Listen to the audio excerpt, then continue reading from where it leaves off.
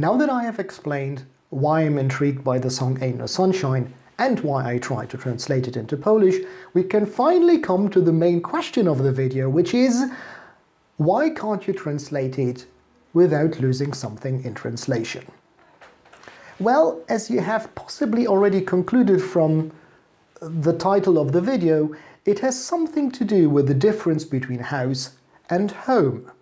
Now, if you are an English native speaker, you already know the difference. And even if you don't know the definition, then at least you have an intuitive understanding where the difference is. But for those of you who are not English native speakers, here comes the explanation that I needed first too. Let's start with house. House is first and foremost a type of building.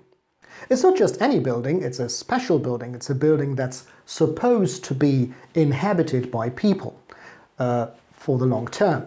So there's the difference, let's say, to a hospital where people are, but they don't really live there, or a hotel where people also may stay, but it's not intended that you stay there, permanently. Or for instance, factory buildings, or forts, or churches, and so on, which are all buildings, but just not houses. The definition of house is a little bit more abstract, because here we're not talking about a building, we're talking about the place of residence. We're talking about where people live and where they feel at home.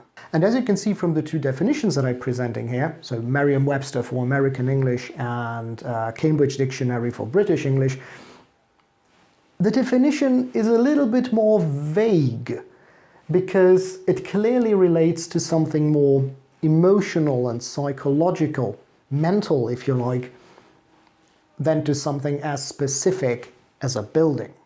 Now, for the record, the distinction between house and home isn't absolutely clear-cut.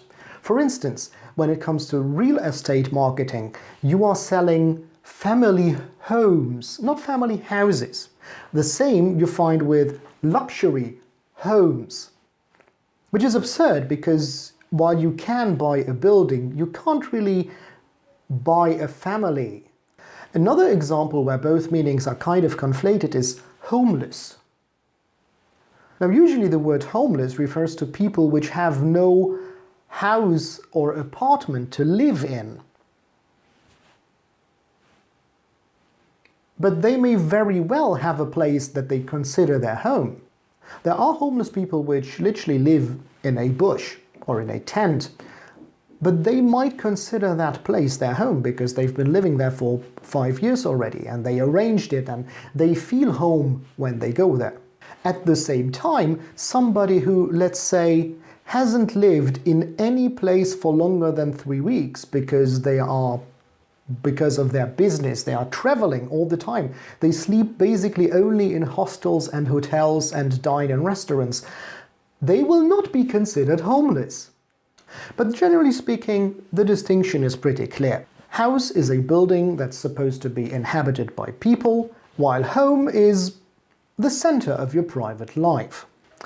Now, having clarified these two definitions, where is the problem with translating this into Polish? Well, the problem is this. The Polish translation for house is dom.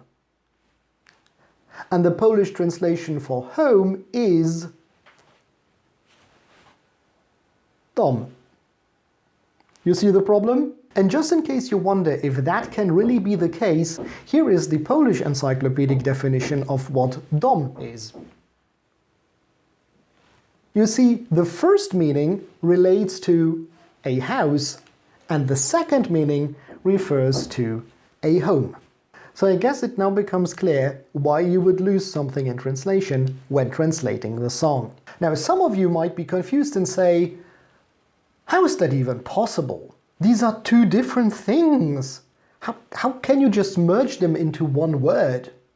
Well, this is one of the discoveries that everyone makes who starts learning different languages. Where you have one word in language A, you can have 2 or 3 or 4 or more words in language B. Probably you know that trope that Eskimos use 17 words for snow, or 30, or 47, or 50, or even 100. Yes, when I wanted to check which number it was exactly, I found everything between 15 and 100. But I will go with a scientific paper that I was able to find, which says it's 15. But to be more precise, I think it's wrong to say that Eskimos have 15 words for snow, because that sounds like synonyms, like different words which have the same meaning. They all mean snow. No, Eskimos distinguish 15 types of snow and happen to have a word for each of them. Now, I could go into details and describe all those 15 types of snow, but I think I'd rather use another example, one where the situation is exactly the other way round, where you have 2 words in Polish but only 1 word in English. This word, dzień, translates as day. This word, doba, also translates as day, but it's 2 different meanings. Dzień is day in the meaning of between sunrise and sunset, meaning day as the opposite of night. Doba, on the other hand, is a complete cycle of 24 hours. So this is an example where Polish speakers might say, how can you not distinguish this? I mean, how do you even live? So let's go back to house and home. In fact, in Polish you have only 1 word, where in English you have 2, is something fairly common. And that's also one of the challenges that translators very often face. Now, sometimes it isn't a problem because it becomes clear from the context what is meant. But in other cases, you don't really have a context, or you want to use both meanings in the same sentence.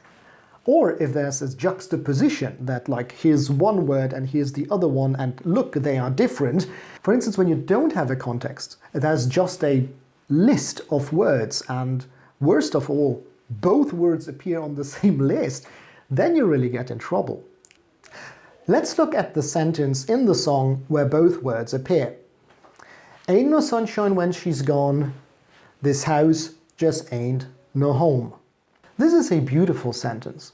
Both words appear in the very same sentence, and there's a conscious juxtaposition. It's supposed to be house versus home. One thing is not the same as the other, and there is no other context than the sentence itself. So you obviously could translate it by the dictionary and say, ten dom nie jest domem. This dom is not a dom.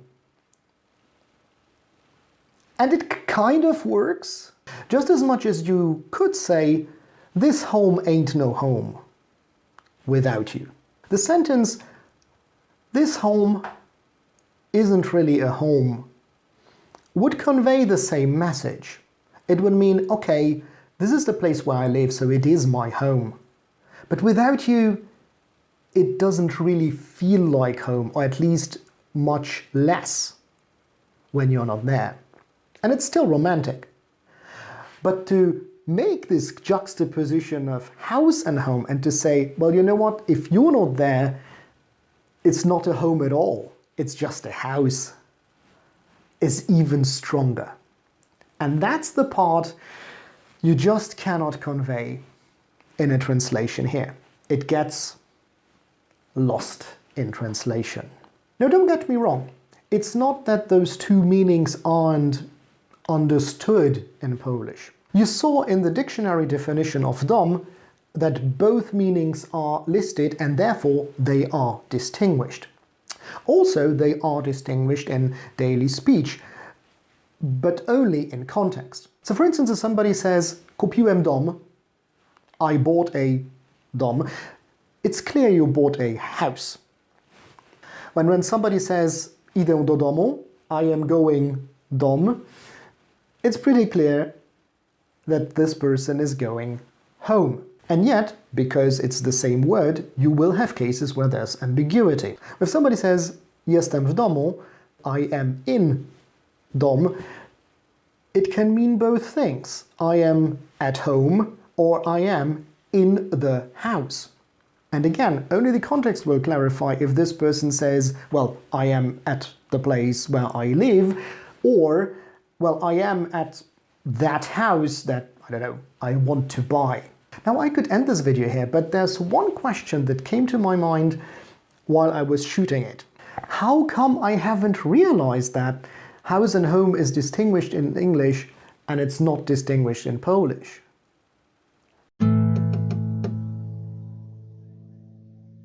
You might think, well, that's pretty obvious, it's your second language and you do not necessarily analyze the language that you learn, you're glad that you learned it. But I'm not talking about English.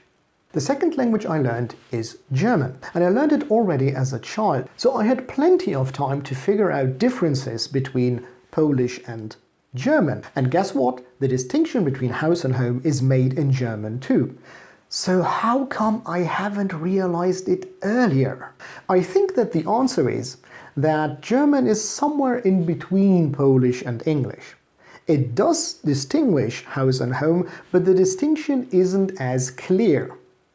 Let me demonstrate. As I have already demonstrated, both house and home translate into dom. And now the German words. The German word for house is Haus. Almost written the same way and almost identical pronunciation. It's one of those cases where you see that English and German are both Germanic languages. Okay, and what is the German word for home? Now, for the record, I wasn't able to find a source that would confirm what I'm about to say. But my impression is that the older term for home used to be Heim. Now, Heim is still a word that's being used, however, not very often. Most of the time the word Heim appears as part of another word. For instance, an old people's home is referred to as Altenheim, or the word for returning home, homecoming, is Heimkehr. Also, the word Heim is embedded in another quite important German term, namely Heimat. It's a little difficult to translate the word Heimat. Now, usually it's translated as home country or native country. And that's correct. It can also be translated as homeland, which is pretty much the same thing. However, home is a little bit more ambiguous because whatever you feel is your Heimat is your Heimat. So some people will say, no, I don't feel at home anywhere in Germany. I only feel at home, let's say, in Bavaria. So a region might be your Heimat. Yet others might refer it to the specific city or maybe even village where they come from, while everything beyond doesn't feel like Heimat to them. But let's go back to the question what the German word for home is. As I said, you can say Heim, but most people, at least in standard German, will say Zuhause. Now, even if you don't speak German, you might understand what this word means.